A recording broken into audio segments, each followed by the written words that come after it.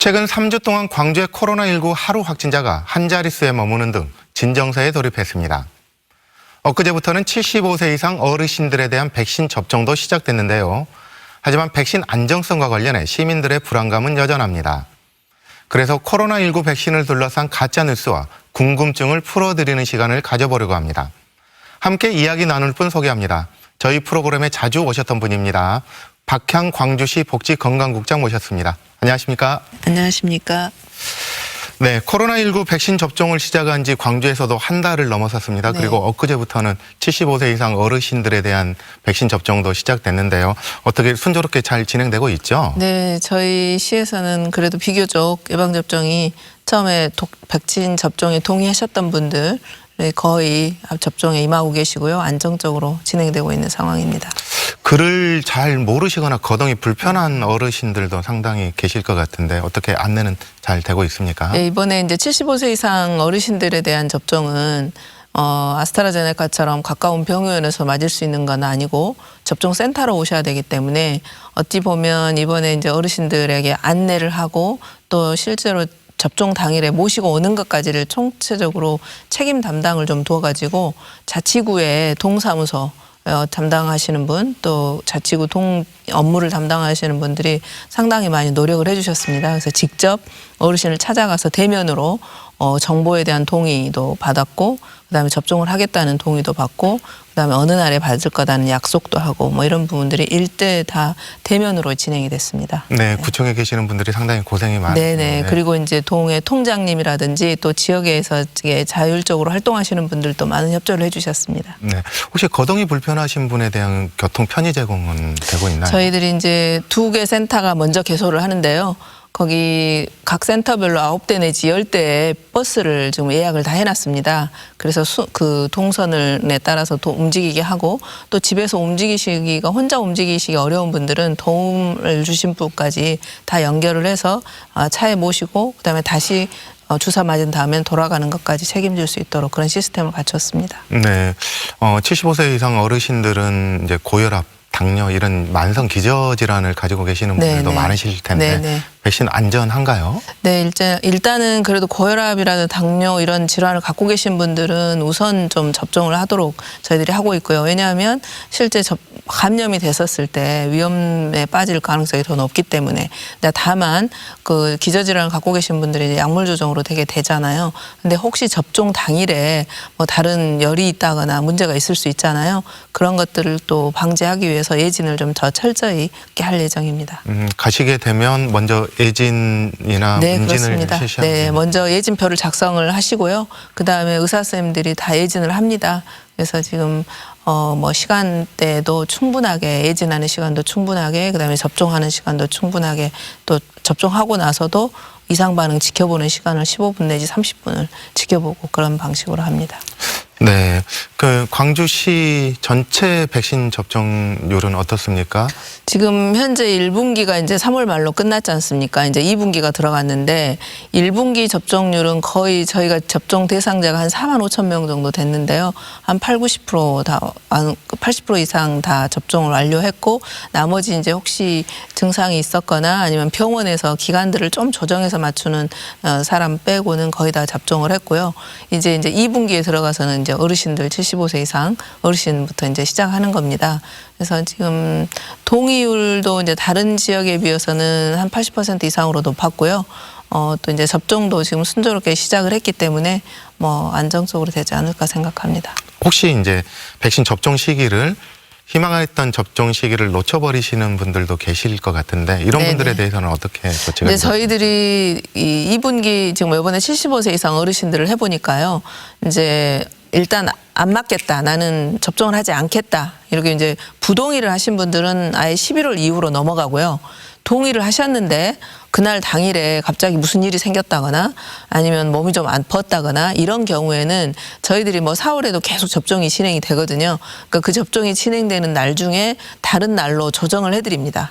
어르신들을 대상으로 백신 접종이 시작됐고 일반인들을 대상으로도 이제 점차 확대될 텐데 아무래도 조금 우려하는 부분이 백신에 대한 이상 반응 네. 이런 것들이 조금은 우려를 하고 있고 실제로 나타난다고 들었는데 어느 정도나 나타나고 있습니까? 이제 우리 광주 지역 같은 경우는 지금 이상 반응이 한 170, 우리가 4만 5천 건 정도 접종을 했거든요. 그 중에 한 176명이 발열이라든지 뭐 근육통 이런 걸 호소를 하면서 신고를 해주셨어요. 그러니까 한 그 발생률로 보면 0.45% 정도 됩니다. 이게 전국으로 보면은 지난 3월 말일로 기준으로 했었을 때 한 10만 건 정도가 신고가 됐어요. 그래서 대부분은 이제 일반 그 경증 사례였고요. 그 중에 아나필락시스 뭐 갑자기 그냥 오한이나 뭐 이런 게 나면서 그 10분, 30분 이내에 일어난 경우라고 의심되는 게 한 106건, 그 다음에 좀 더 심해진 사례가 13건, 그 다음에 사망 사례가 26건이 있었습니다. 근데 이제 최근에 이제 한 4차례 정도의 피해보상심의위원회가 이제 신고가 된다고 해서 다 되는 게 아니라 1차적으로 이제 전문가들이 심사를 거치고 그 다음에 마지막으로 이제 피해보상심의위원회가 열리거든요. 그 피해보상심의위원회에서 아직까지는 사망의 경우가 접종과 직접적 연관성이 있다는 거는 밝혀진 게 없고요. 그 다음에 이제 아나필락시스가 좀 있다. 아주 짧은 기간 안에 문제가 생긴 게 이게 접종과 관련이 있는 것 같다라고 한 경우가 한 건이 연관성이 인정을 해줬고 또 한 건은 이제 그 심한 발열, 오한 이런 게 심했었어요. 그래서 그것도 하나로 이상 반응으로 인정을 해서 한 2건 정도는 인정을 했고요. 나머지는 이제 경증은 되게 증상이 호전된 걸로 나왔습니다. 그래서 다행스럽게 우리 광주에서는 176건을 제외하고 뭐 중증이라든지 뭐 이상 반응이 더 심하게 나온 경우는 없었습니다. 이런 이상 반응들이 젊은이들한테 또 많이 일어난다. 그런 얘기가 있던데요. 접종을 하고 이상 반응이라고 하는 것은 사실은 접종이라는 게 그 우리 몸의 면역 체계를 가동시켜서 외부에 바이러스가 들어왔을 때 우리 몸에서 그것을 대항할 수 있는 힘을 이제 만들어주는 거거든요. 항체를 형성하게 해서 바이러스하고 이제 싸울 수 있게 하는 거잖아요. 그렇게 되면 일종의 몸 안에서 전쟁이 일어나는 거죠. 그 전쟁이 일어나는 과정에서 생기는 그 반응들이라고 볼 수가 있습니다.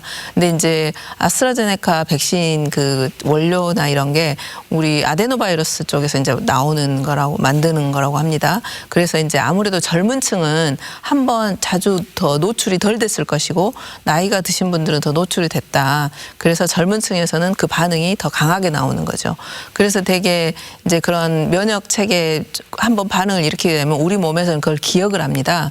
그래서 한번 반응이 있었던 것에 대해서는 그 다음번에는 좀 더 덜 그 반응 그 나타나는 발현이 좀 더 적어지는 거죠. 근데 젊은 사람들은 아무래도 그게 더 강하게 발현된다고 합니다. 그래서 이번에 아스트라제네카는 전체적으로 통계로 보더라도 젊은 층에서 그런 그 발열이라든지 두통, 오한 뭐 이런 증상이 나오는 게 더 많았던 걸로 통계적으로도 보입니다. 네. 중증까지는 아니더라도 이렇게 이상지구가 나타났을 때 쉴 수 있게 하는 휴가를 줄 수 있는 그런 제도도 도입이 됐죠. 네네. 이제 4월 1일부터 백신 휴가제를 인정을 했습니다. 근데 이제 물론 그게 강제 규정은 아니지만 그 백신을 맞고 이제 뭐 병가라기보다는 이제 휴가 공식적으로 좀 쉴 수 있게 유급으로 쉴 수 있도록 그런 제도를 좀 마련한 건데요. 저희들이 이제 통계를 빼보니 대개 한 3분의 1 정도가 아스트라제네카를 맞은 사람의 3분의 1 정도는 그렇게 발열이라든지 두통 이런 그 이상 반응을 좀 보였었고요.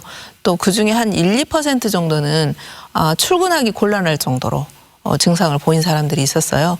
그래서 모든 사람에게 다 백신 휴가를 줘야 된다 이렇게까지는 하지 않았더라도 접종을 하고 나서 내가 몸이 이상하다, 그래서 출근하기 힘들 만큼 이상하다 하면 별도의 의사 진단서가 없더라도 휴가를 줄 수 있도록 그렇게 허용을 했습니다. 네, 백신 접종하고 난 뒤에 네. 자기 몸에 이상 반응이 온 사람들만 네네. 한해서 휴가를 줄 수 있는. 네네.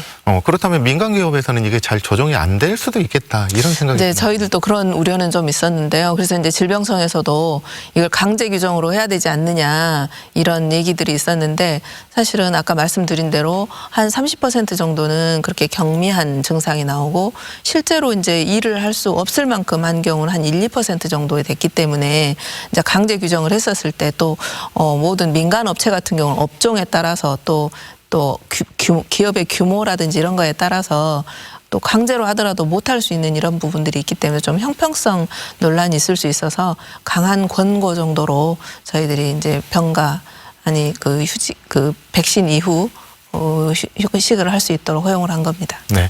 그 백신 어떻습니까? 공급은 충분하게 이루어지고 있습니까? 지금 현재는 당초에 질병청에서 계획을 발표했던 것보다는 조금 속도가 늦어지고 있는 건 사실입니다. 저희가 지금 2분기는 양은 그다지 많게 뭐 계획했던 것보다 더 오는 건 아니지만 한 일주일 간격으로 해서 약이 계속 수급될 예정입니다. 그래서 저희들이 4월 15일이면 5개 센터가 이제 다 열리게 되는데요. 둘째 주까지는 저희들이 이제 2개의 센터에서 한 7,000명 정도를 맞을 것 같고요. 나머지 그 이후 4월 15일 이후부터는 매주마다 뭐 5,000에서 한 7,000 왔다 갔다 하면서 접종 약이 배분될 것 같습니다. 화이자 백신 같은 경우에는 조금 공급이 잘 안 될 수도 있다. 이런 우려도 나오는 것 같은데요. 어떻습니까? 이제 현재 당초 계획했던 것보다는 조금 숫자는 줄었는데요. 질병청에서 계속해서 노력을 하고 있고, 근데 2분기 분량은 어느 정도 좀 채워질 수 있을 것 같고요. 나머지 추가적인 분량은 대개 이제 2분기 말에서 3분기 되기 전에 좀 그 구체적인 숫자들은 좀 나올 것 같습니다. 다만 이제 아스트라제네카 같은 경우 저희들이 좀 그 아까 말씀드렸던 대로 2차 접종했던 걸 좀 땡겨서 놓다 보니까 우리 지역 안에 이제 민간 그 이제 아스트라제네카는 민간 의료기관에서 놓을 수 있거든요. 그래서 아스트라제네카를 놓을 수 있는 민간 위탁 의료기관들을 조금 더 빠른 속도로 저희들이 계약을 체결을 하고 있습니다. 그래서 이제 2분기부터는 그 뭐 보육교사 선생님들이라든지 이런 분들이 현장에 가까운 그 민간 의료기관에서 맞을 수 있도록 위탁 의료기관하고 협약도 좀 속도를 내고 있습니다. 네, 백신 예방은 순조롭게 이루어지고 있는 것 같습니다. 네네. 그런데 이제 또 봄이 되고 사람들의 활동이 많아지다 보니까 최근에는 이런 것 때문에 백신 무력화를 또 걱정하는 사람들도 많더라고요. 그리고 또 변이 바이러스도 많이 발견되고 그러니까 어떤가요? 그런 걱정도 많이 하고 계시죠. 더군다나 저희가 예방접종을 1차 했는데 코로나에 걸려버렸다 이런 사례들도 한 30여 건 있었습니다. 이제 대부분 이제 그런 경우에는 저희가 이 예방 접종을 한번 하게 되면 뭐 항체가 바로 생기는 게 아니고 대개 2주 이상 걸리거든요. 그래서 지금 그 접종을 1차 하고 다시 바이러스에 감염된 사례들도 대개 일주일에서 열흘 이내에 이제 다시 감염된 사례였거든요. 그만큼 이제 역으로 생각하면 우리가 백신을 맞았다고 해서 안심하고 뭐 나는 이제 항체 생겼으니까 뭐 이런 방심을 해서는 안 된다는 이제 방증이기도 합니다. 그래서 사실은 접종을 맞고 1차 접종을 하고 나서도 2주부터 이제 항체가 좀 일부 생성되기 시작하고요. 완전하게 생성이 되려면 2차까지 맞고 나서 이제 80% 화이자 같은 경우는 90% 이상 이제 또 아스트라제네카 같은 경우는 60에서 70% 정도가 항체가 생긴다고 해요. 그래서 그 기간이 좀 걸린다 뿐이지 대개 항체 형성이라든지 이런 거 형성률을 봤을 때 우리가 집단 면역에는 당연히 효과가 있는 거고요. 다만 이제 변이 바이러스 같은 경우 이제 그 변이 바이러스가 항체 형성률을 좀 떨어뜨리고 무력화하는 일부 부분은 있다. 그러나 항체 형성에는 약간 약화시킬 수는 있지만 형성은 계속 되고 있다. 그러니까 접종은 뭐 안 하는 것보다는 당연히 해야 되는 게 실익이 높다라고 지금 판단하고 있습니다. 지금까지 백신 현황을 살펴봤는데 어떻습니까? 광주는 최근 코로나가 조금은 진정세로 접어든 것 같은데요. 네, 지난번에 콜센터에서 한번 숫자가 많아서 저희가 한 3월에 한 120명 누적 숫자가 120명 정도 됐었는데요. 대개 2월 말부터 3월 초 콜센터가 발생한 그 날을 제외하고는 되게 한 자릿수를 유지하고 있습니다. 특히 이제 최근에는 동전 노래방에서 확진자가 발생해가지고 많이들 걱정을 했습니다. 그래서 저희들도 발생 자체에 대해서는 걱정과 우려도 많이 있었는데요. 실제로 저희들이 역학조사를 해보고 보니까 기중 불행 중 다행으로 감사한 부분이 이제 그 노래방을 운영하시는 분도 방역 수칙을 최대한 철저하게 많이 준수를 했던 게 여실히 드러났고요. 이용하시는 분들이 이제 물론 마스크를 안 쓰고 노래를 좀 부른 경향도 있긴 했지만 대부분 나머지 그 QR코드 작성하는 거라든지 출입자 명부도 쓰거나 환기를 하거나 또 마이크를 소독한 다음에 쓰거나 이런 부분들을 잘 지켜주셔서 추가로 확산된 숫자는 거의 없었습니다. 네, 참 다행스럽네요. 네, 그렇습니다. 네, 그렇다면 역시 방역 수칙을 잘 지키는 길만이 최고의 예방 백신이 될 수도 있겠다 이런 생각이 네, 드네요. 그렇습니다. 그래서 지금 확산 속도나 이번에 이제 특히 동전 노래방 같은 경우는 노래방의 사이즈도 작고 밀집도가 높거든요. 그럼에도 불구하고 우려했던 것만큼은 아니었습니다. 그래서 확진자가 나오더라도 집단적으로 그게 많은 숫자로 확대되지 않은 그런 조건들은 방역 수칙을 얼마나 잘 지켰느냐 거기에 달려 있는 것 같아요. 그리고 또 아울러서 접종까지 같이 한다면 이제 뭐 추가 확산되거나 이런 것들은 이제 없어지겠죠. 네. 근데 한 가지 또 걱정되는 게 이제 냉방기 사용이 많이 증가하는 여름철이 점점점 다가오고 있지 네네. 않습니까? 이래 아무래도 밀폐가 많아질 수밖에 없는데 그런 부분에 대한 대책은 어떻게 마련해야 될까요? 저희들이 이제 이번에 그 작년에의 사례도 그랬고 이번 동전 노래방의 사례도 그랬지만 저희들이 환경 검체를 해보니까 그 냉난방기 주변에 그 공기가 입출입하는 곳 여기에서도 계속 환경 검체가 나오고 있어요. 그래서 이제 저희가 시설주분들 또는 우리 집에서도 가정에서도 냉난방기 주변을 좀 소독이나 이렇게 청소를 해주는 거 좀 자주 해달라 이렇게 요청을 드리고 있고요. 특히 이제 냉난방기에 의존하는 우리가 이제 온도 조절을 할 때 그걸 의존하는 경우에는 반드시 환기를 잘 해주셔야 됩니다.